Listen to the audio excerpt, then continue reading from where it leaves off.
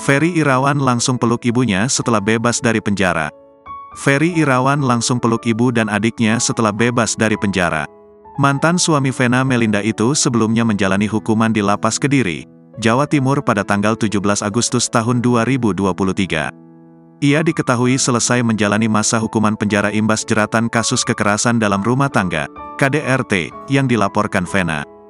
Ferry langsung pulang ke rumah dan dijemput oleh keluarga di Bandara Halim Perdana Kusuma, Jakarta Timur, Jumat tanggal 18 Agustus tahun 2023.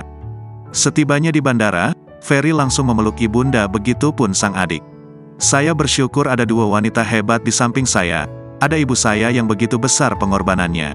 Ada adik-adik saya ini juga," kata Ferry Irawan di bandara. Selama mendekam di balik jeruji besi, Ferry Irawan mengaku banyak mengambil pelajaran. "Banyak sekali pelajaran hidup dan agama yang saya dapatkan," ujar Ferry Irawan. "Alhamdulillah juga selama saya di pesantren itu Mami menyaksikan sendiri bagaimana saya di dalam sana itu tidak punya teman sama sekali," lanjutnya. Adapun Ferry Irawan ditahan di penjara sejak tanggal 16 Januari tahun 2023. Ia ditetapkan sebagai tersangka tindak pidana KDRT terhadap Vena Melinda. Saat vonis dijatuhkan, Ferry Irawan mendapat hukuman penjara selama 1 tahun.